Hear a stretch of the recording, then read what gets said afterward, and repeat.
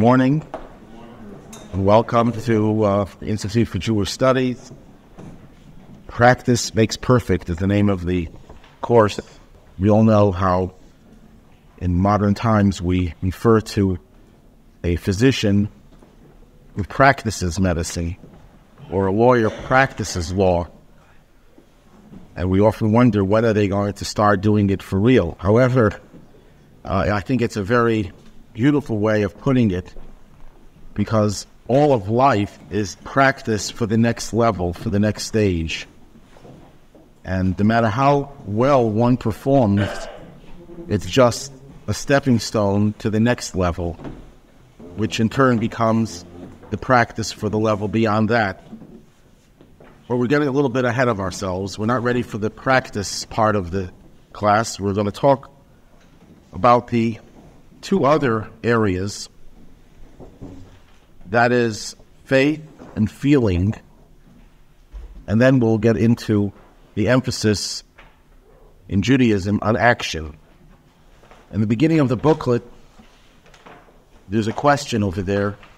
What would you put as the most important ideal of Judaism, and why? If you really want to spend time writing an essay on that, I could leave, and you'll have plenty of time to finish it, and you won't have to go through this class. But the question was put there as a way of getting you to think about what really is Judaism's most important ideal and why.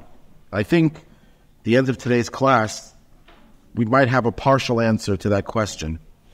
And it's never going to be a one-word answer. But if you want to quickly take a stab at telling me what you think is Judaism's most important ideal, and we'll leave the why for some other time, otherwise we won't have time for anything else. Anyone would like to share some of their thoughts?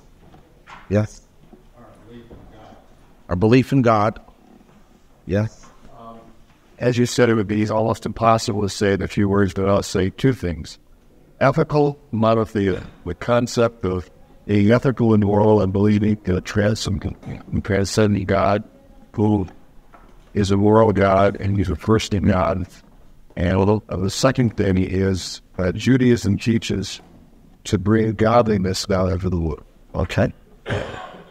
Any other ideas? You almost can't get this question wrong. That is kindness and helping others. Acts of kindness and helping others. Which is? Which means? You tell well, he is a neighbor or your friend. Okay, so we have all correct answers. It's impossible to really say what is the most important ideal, because I can find probably a dozen sources in Jewish texts that say this is the most important ideal. And it's the same author who writes the 12 different, this is the most important ideal, each time a different ideal. In other words, Judaism doesn't just have one ideal. And the reason why it doesn't have one ideal will become more apparent as we go on today. Today we're focusing on these three: faith, your feelings, and your actions. And there's a general misconception in the Jewish community that Judaism does not focus on or put great emphasis on faith.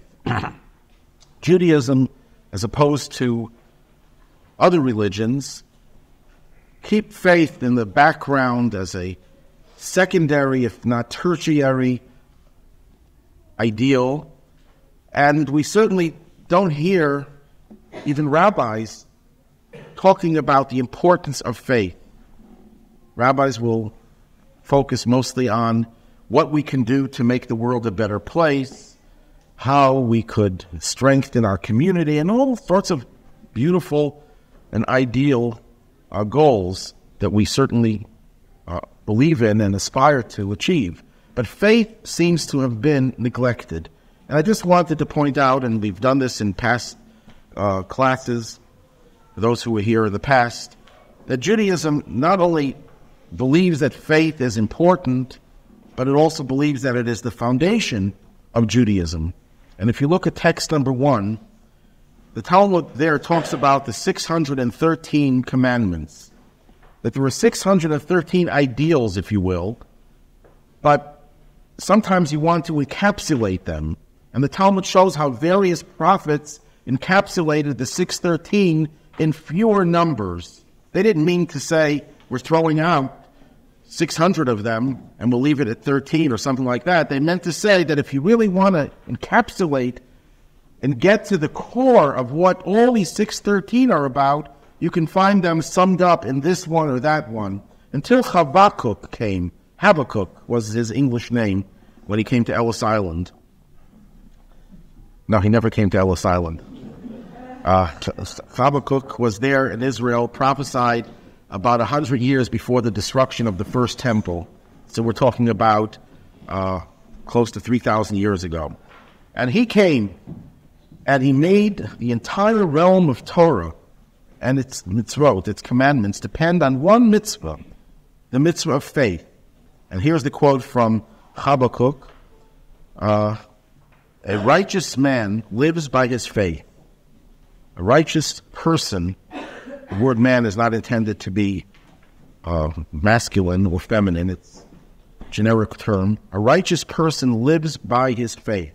By the way, Habakkuk, according to the Midrash, was the child that was born miraculously to a woman who played host to the prophet Elisha that we read about yesterday, who died and was brought back to life by Elisha the prophet, and he grew up to be the prophet Habakkuk. I guess faith by him was something that he lived. His very life was attributed to this great miracle. And maybe that's why he emphasized faith, because he experienced it firsthand. Faith is an extremely important part of Judaism, so much so that if we ask the question, could Judaism exist without any of the other ideals? There's some ideals, some of the commandments, that most people would say, and I would agree, that we could imagine Judaism without certain specific commandments. For example, there's a commandment that we're not supposed to wear a garment that has wool and linen in it. Most Jews don't even know there's such a commandment. So imagine if you knew everything about Judaism, but you didn't know about that commandment, you wouldn't say that that person doesn't know anything or doesn't really know what Judaism is all about. That's one specific commandment. But if you take other things out of Judaism, let's say take the ideal of kindness out of Judaism, you would say that it's unrecognizable. It's not the same religion. All of a sudden, one day we wake up in the morning and we discover, you know what, we've been taught the wrong thing all these years. We found an old scroll in which it says, don't be kind to your fellow. Don't love your fellow as yourself. It was wrong. We got it all wrong. You say, no, this is not the same religion. Well, even more so, if we take God out of Judaism, it's not Judaism. You cannot say, I'm going to have all the ideals of Judaism. I'm going to be the nicest person in the world. I will even incorporate rituals into my life because they're Jewish and they're culturally nice, but I'll leave God out of it. That is not Judaism. It's totally unrecognizable. It's as far into Judaism as any ideology whose names I don't want to even mention because they're so evil, that you would say they're antithetical to Judaism because they're out to kill people. Well, to strip God out of Judaism is to completely deconstruct it and destroy it. Maimonides, therefore, formulated what he calls Yud Gimel Ikarim, Hebrew word 13 Ikarim. The word Ikar is a Hebrew word that means the essentials or the fundamentals of Judaism. 13 beliefs that revolve around the belief in God. We're not going to go into all those 13. We did a course on those separately. But Maimonides was really essentially saying that Judaism although it has 613 commandments, and each of those commandments has many offshoots and many derivatives, so there are thousands and thousands of Jewish practices that we can identify as being part of Judaism. There are only 13 fundamental principles, and they are all prefaced by the two words, Ani ma'amin, I believe, be'amuna shlema, with perfect faith. So faith happens to be not just a part of Judaism, not just an important part of Judaism, but it is a fundamental principle of Judaism, the most fundamental principle of Judaism, without which there's no Judaism, which of course will beg the question or raise the question, so what about a Jew who doesn't have that faith? Do we write that person off and say, forget about it? We'll get to that later. But faith has a built-in weakness. And this is where the kernel of truth lies as to why Judaism seems to de-emphasize the role of faith. Because look at the number of people in the world today, just to illustrate the point, who are not just people of faith in God, but they will die for their God. And look what they are doing in the name of their God, in the name of faith. So faith really has gotten a very bad reputation because of the number of people who were responsible for the most horrific crimes and are continuing to do those crimes and to advocate them. You know, you find people of faith who will sin in spite of their faith. But when people sin because of their faith, it gives it even a worse reputation. So we sometimes start to think to ourselves, well, maybe faith is not such a good thing. Maybe it's dangerous. Maybe we shouldn't be putting so much emphasis on faith. Look where faith has led people. But before I go any further, let me just say that that's a real erroneous argument, because most sins that have been committed against other people have been committed in the name of no God. And if you just look at the 20th century, the three biggest murderers of the 20th century were people who did not speak in the name of God. I'm talking about Hitler, Stalin, and Mao Zedong. And if you want to throw in Pol Pot, who dispensed with 2 million of his own people, he was also not a person who did it in the name of faith. So it has nothing to do with faith. It has to do with the fact that there is such a thing called evil in this world. And some people, as to borrow an expression, hijack their faith system and divert it in the area of evil to conform to their own evil designs. So it's not the faith that causes it, it's the evil within them, and they just use the faith as a rationalization, as a basis to carry out what they want to do. But there's another problem with faith, even for the person who is sincere in his faith, who's not an evil person. Faith does not guarantee living in accordance with the dictates of that faith. You could believe that smoking is detrimental to your health. You can have absolute faith in that, and you'll still smoke. The obvious reason is because the fact that you know it doesn't take away from your desire and your addiction to the cigarette. Faith itself does not have the power to control your behavior. There's a famous saying in the Talmud, we have here text number 3, that even a burglar tunneling under the walls of a home has faith and calls upon God to help him. That's a little bit more problematic than saying that someone smokes in spite of their faith, that it's going to harm them. Because here, it's not that he steals in spite of his faith, he does it because of his faith. Just imagine this scenario. You're a bank robber. You're about to put on your ski mask to walk into the bank and tell the teller, and you know there are cameras all over and there's a police car not too far away, and before you go in there you say, God, please help me. Please, I don't want to be caught. And you go in and that gives you the courage to go in and commit the crime. It's because of your faith that you were empowered, that you were given the courage and the confidence that you're going to succeed. So isn't it strange that and if you didn't really believe you wouldn't be making that prayer, because you're obviously not there to impress anyone.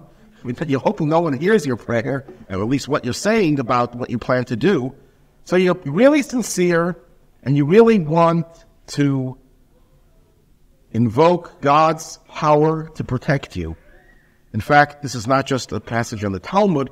My son, Levi, who's a chaplain of the prison, had one of his prisoners tell him that he was breaking into someone's home and the lock wasn't going. You know, his skills were not coming through for him. And he turns to God and says, God, please help me. I have to get in there. And no sooner does he finish his prayer that the lock opens and he gets in there. Obviously, he got caught. Eventually got caught. So you could see how faith could be real faith, and yet you could act completely out of touch with that faith. And the reason given for this is that the human being is made up of different layers. The personality is not just one homogenization of different faculties. You have different layers. And faith is the most peripheral aspect of your personality. It's there, but if nothing is done with that faith to change your way of thinking and the way you feel, you will be able to behave in ways that are inconsistent and incompatible with that faith. So faith is there. You can put it either on the top, on the periphery, or you can put it somewhere deep down inside, beneath all the other layers of your personality. And that faith doesn't necessarily spring forth or descend downward, whichever metaphor you want to use, to affect the way you think and the way you behave. The challenge of faith, therefore, in Judaism, is to get the faith extended into the rest of your personality. Moses, the first Jewish leader, is referred to in Aramaic as Raya Mehemna, which means faithful shepherd. And one of the interpretations of that phrase is that not just that he was faithful as a leader, but he was a shepherd of faith. He nourished and nurtured the faith, that faith should not just be this superficial force within us that doesn't affect us. So yes, there's a kernel of truth. Judaism does not claim that faith is all that there is, because faith in and of itself is incomplete. Judaism also demands feelings, as we can understand that if Judaism is about God, and it's about our relationship with God, then there's a need for us to develop certain feelings. And that is summed up in text 4a. And you shall love the Lord your God with all your heart, with all your soul, with all your means. Text 4b, you shall fear the Lord your God. And although the word fear is used here in English because that's one of the translations of the Hebrew, it's important to point out that the word in Hebrew, hira, though it means fear, also has many other levels of meaning, ranging from fear to respect, to reverence, to awe. It's not just be afraid of God, that God is somehow going to punish you for your indiscretions, for your lack of observance, but that you have this respect, this profound awe of God, which is an emotion. That's a very important part of Judaism. V'ahavta, the loving of God, we recite every single day, in the morning and in the evening. It's so much a part of Judaism. In text 4c, it's even more stressed even more heavily. And now, O Israel, what does the Lord your God demand of you? Only to fear the Lord your God. Okay, he goes on to say to walk in all his ways, and to love him, and to worship the Lord your God with all your heart, with all your soul. It's like, once you love him, you're going to do all the other things as well. But all God is asking of you is to fear him, and or have reverence for him, and that will lead to going in all of the other ways. And finally, in text number 5, and you should serve God with all your heart. And this is a phrase repeated many times throughout the Torah, serving God with your heart. Emotions, feelings are extremely important in Judaism.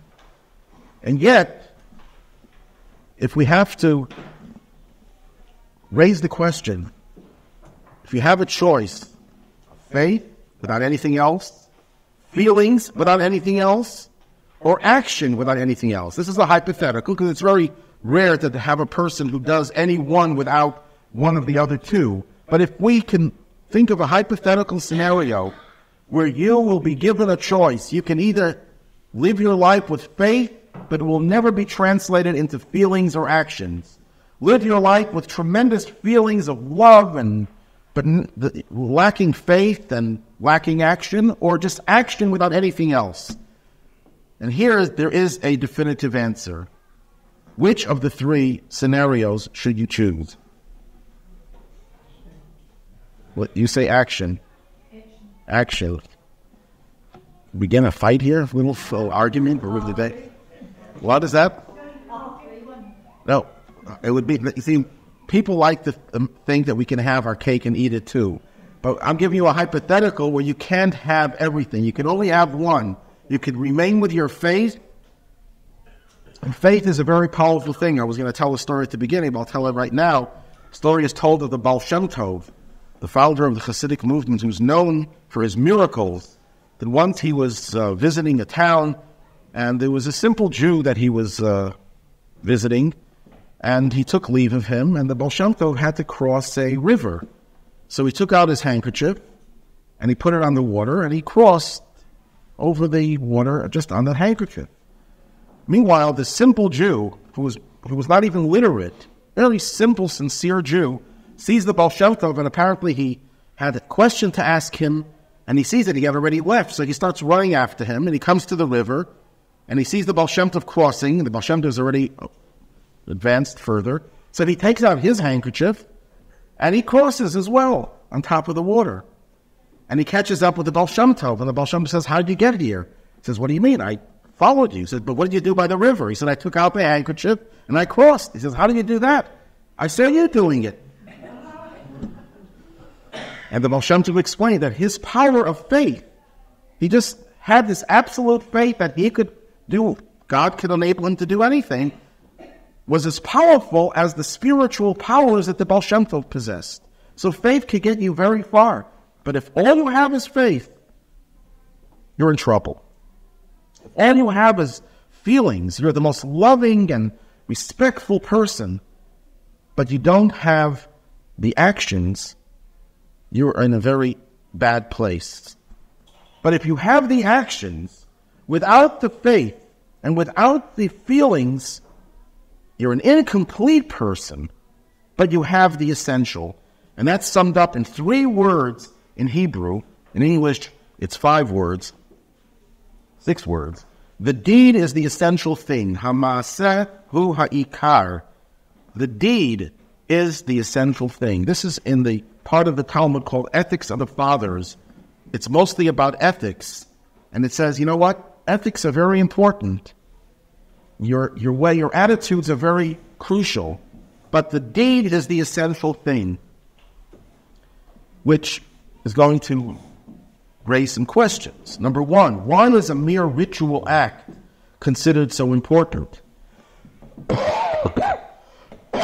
In other words, if we're talking about helping someone is starving and you provide that person with food, but you really don't care for the person, you just do it mechanically. You're just a very superficial person. You don't care for that person, but you just give them the food. That's still a mitzvah. You still did the right thing. That's a little bit easier to understand. Or even a more radical example. A person is walking down the street and a $10 bill falls out of your pocket. You don't even know you lost the $10. A poor person comes along, finds the $10, thinks there's no way you could know who the owner is, takes it, and buys himself a meal instead of going hungry. You get the credit. You have the mitzvah of feeding that poor person. You don't even know that you lost the $10. You don't even know that anyone picked it up to use. But you still get the mitzvah. Now, here not only was there no feeling, there was not even awareness that there was a mitzvah performed. Yet it accrues to your credit. You did the mitzvah. So why is it that a mitzvah could be done without any feeling, without any knowledge even of the mitzvah. But there we could possibly find a way of explaining it by virtue of the reality that this person was helped. Who cares what your feelings are? One of the reasons given why before we perform a mitzvah, most rituals that we do, we recite a blessing, thanking God for the opportunity to do the mitzvah. But you don't say the blessing before you give charity. Why not? Because it's not about you. It's not about your relationship with God as much as it is about helping that person. And the blessing is a spiritual experience. The focus has to be on the recipient, not on your own spirituality. Even though it enhances your spirituality, we look at the result. You are there to help that person. Focus on that person. Don't focus on yourself. But this is even true with a ritual commandment. There's a passage in the Talmud, if you look in text number 8, they sent to inform the father of Samuel. Samuel was one of the great Talmudic sages, and his father was likewise. And the question was asked, if a person is compelled by force to eat matzah on Passover, I think more people know what matzah is than unleavened bread, he thereby performs his religious duty. In other words, the night of Passover, we have a biblical obligation to eat matzah. You are commanded to eat matzah. And here's a person who just can't stand matzah. They were matzahed out from last year's Passover, and they can't bear to look at matzah. And someone comes in there and stuffs the matzah down your throat, forces you to eat it. You fulfilled your mitzvah. You did the mitzvah. You don't have to atone for not fulfilling that mitzvah. You've done that mitzvah. Even though not only did you not enjoy doing it, you didn't even want to do it. But you did it. The matzah is there. It went down your gullet. It's in your digestive system. It's part of you. You did eat matzah. But isn't that strange that just the physical action of doing the mitzvah has all that power, and that we place a premium on the act of the mitzvah? And in order to explain that, although this could take us several classes to really go into it in real detail, but let me try to explain how we look at a mitzvah.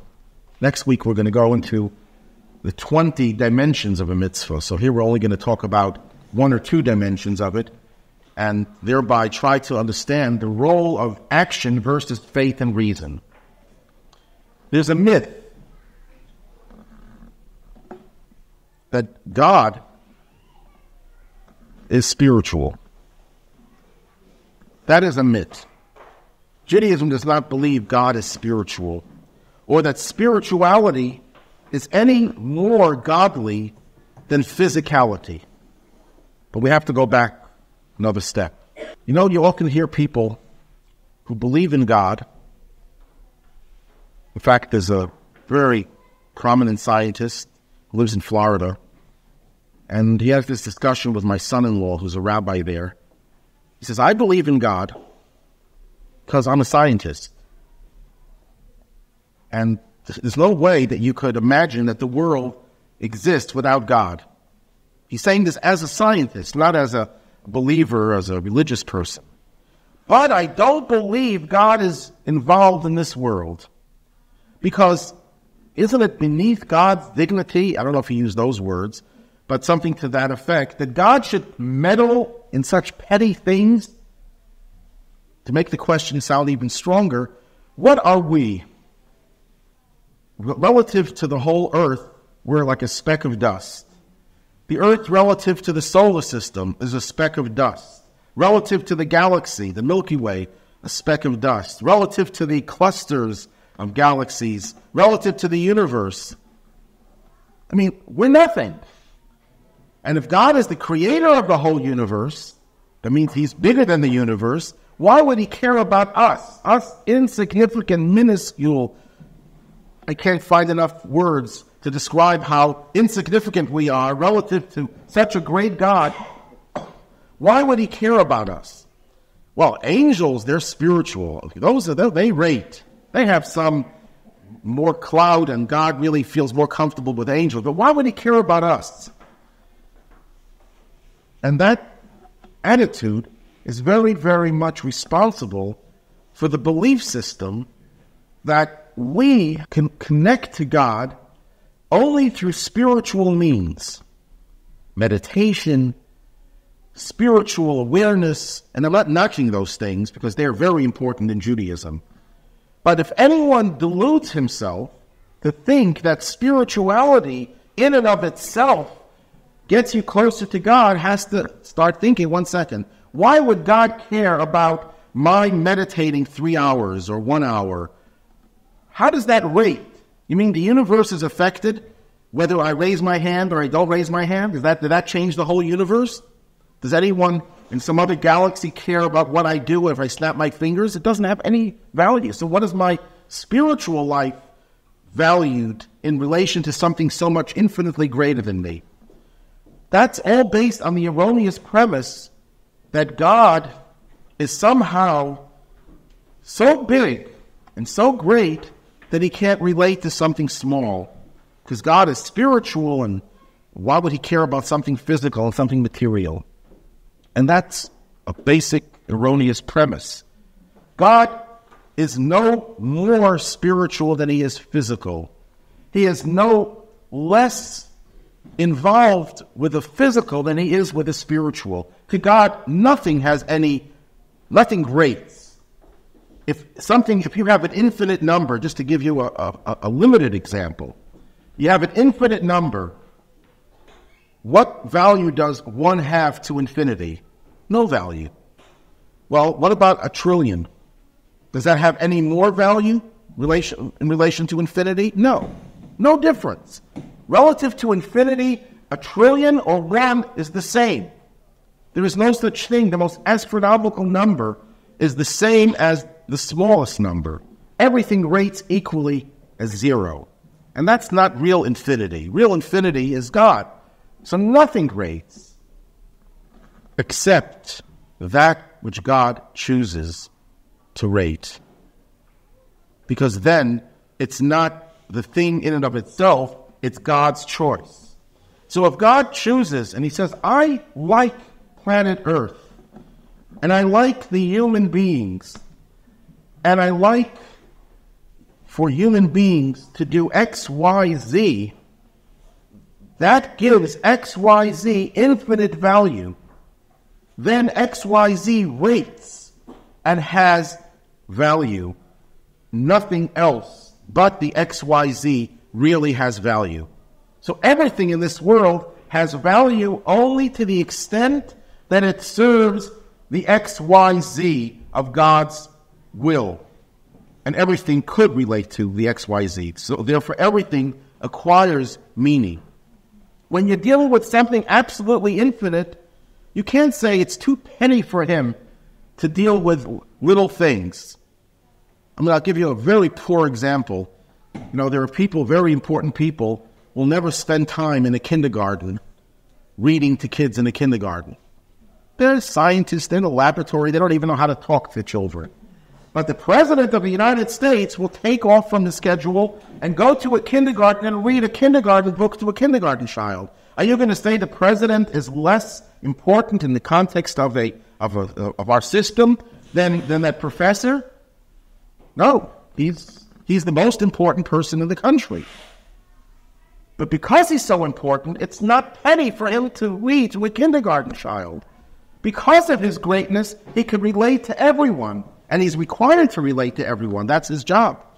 The greater you are, the more there is no difference between the higher level and the lower level. If God was finite, then there'd be a difference between spirituality and physicality. Physicality is more distant, you could say, from a finite spiritual source.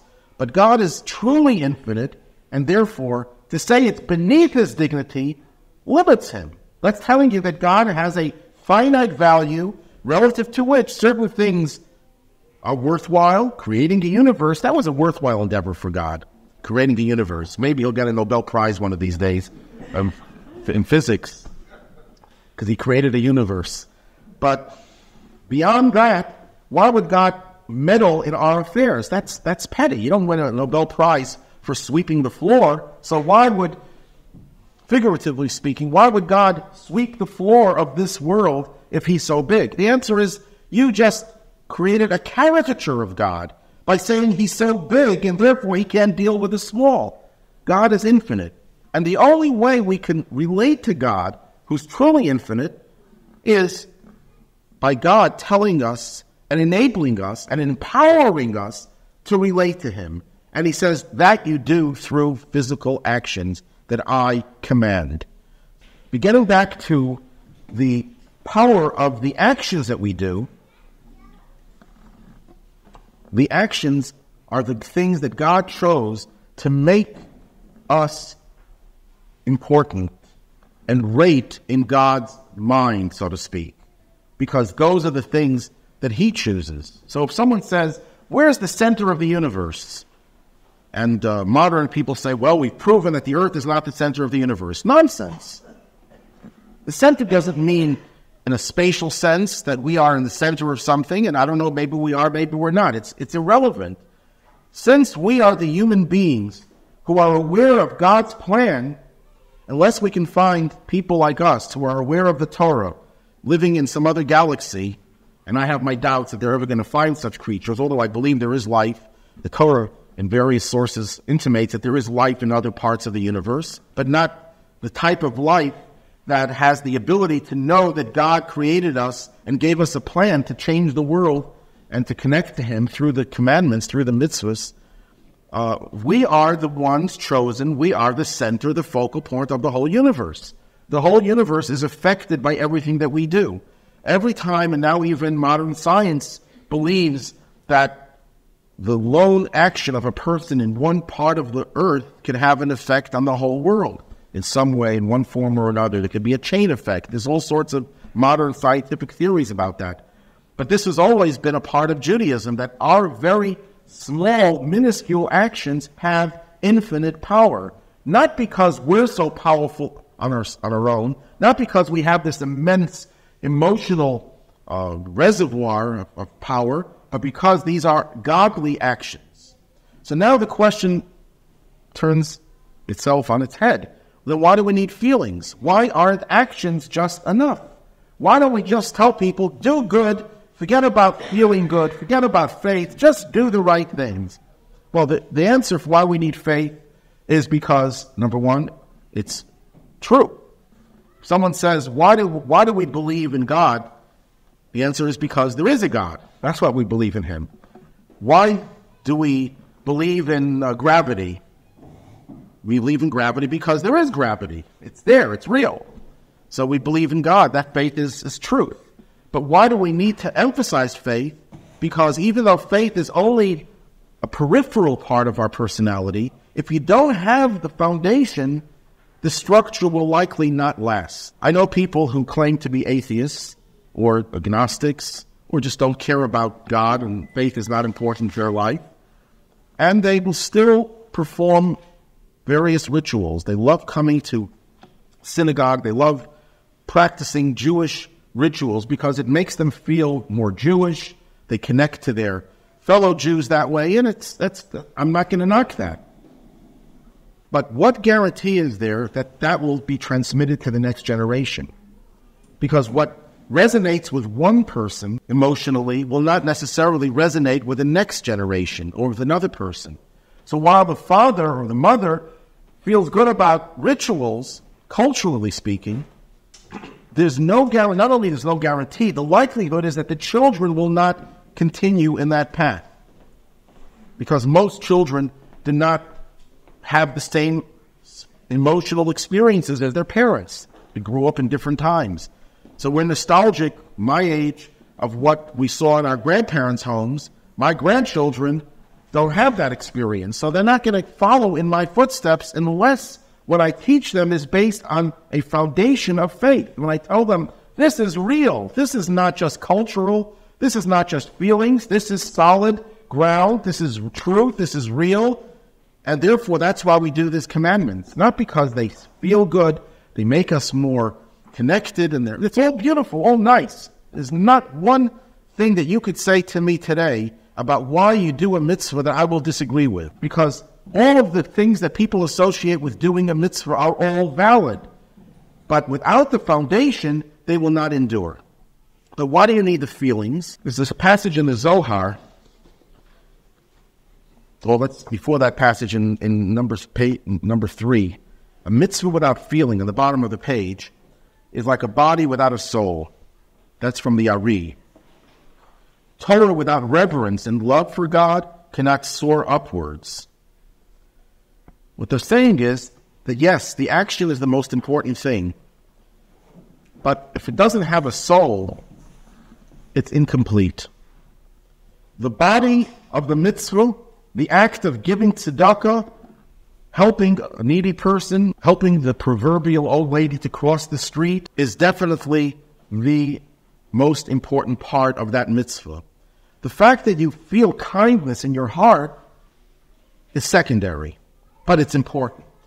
Because if you do it without that feeling, number one, who knows how long your actions will continue. You might get bored and tired of doing good things because you know you have to do them. So the feelings is really what motivate you, but it's more than that. And in order to understand that, we have another premise that we're going to discuss more the next 2 weeks. When God created the world, this is a very famous quote from the Midrash, he had a plan. His plan was to create a palace, so to speak, in which he will take residence when it's finished. But he doesn't build the palace, we build the palace. God is the one who will take residence with us. But we have to build the palace brick by brick, which we do by performing a mitzvah. Every mitzvah we do makes that palace one step closer to becoming the most exquisitely beautiful structure by the divine architect. We have some great architects here, but God is the ultimate architect, and he tells us that his master plan is the Torah. That is the plan, the blueprint for creation. And he gives us, we're the construction workers, we are the builders, we are the plumbers, we are the electricians. We are the ones who make that palace, who implement the architect's plan into reality, translate a blueprint into a real palace. So we finish building this palace, and the king decides, okay, I'd like to move in. And he walks in, and he bumps his head into something because it's dark. We forgot to turn the lights on. We forgot to include the electricity or anything else that would help illuminate the palace. So the palace is the most beautiful structure in existence, but it's dark. There's no light there. That's not the type of palace the king will want to move into. But it has everything, it has all the amenities, even has a bar, but it doesn't have light. Well, that's a metaphor. The mitzvahs we do, when you help that lady cross the street, that's a brick into the structure of the palace. When you give tzedakah, that's another brick. When you put on tefillin, you light a Shabbos candle, you keep kosher. And I can go through all 613 mitzvahs if I remember them, but you wouldn't want to sit here for that long. But any mitzvah you do, it's another brick in that palace. But what about the light? That you generate through your feelings. When you do a mitzvah perfunctorily, mechanically, because you have to do it, that's another brick. It's great. You're getting the palace closer to its completion and making the world a better world. But it's a dark world without your feelings. That's why Judaism puts tremendous emphasis not just on the action, not just on the faith, which is the foundation, but also on the lighting. Or to be a radiant mitzvah. You do it with love. You do it with reverence. You do it with excitement, with joy. Then you created a complete structure, a complete palace. And that's why Judaism says, yes, absolutely, the deed is the essential thing. But don't stop there. Don't stop there, because it'll be a lifeless act. It won't have the light, the energy in it. Though it will be ideal and great, better than having the light and no building. What happens if you put in all the electricity, but you forgot to put in the walls? I think that would be even a much more negative situation. So the mitzvah is the act, the feelings are the light, the faith is the foundation.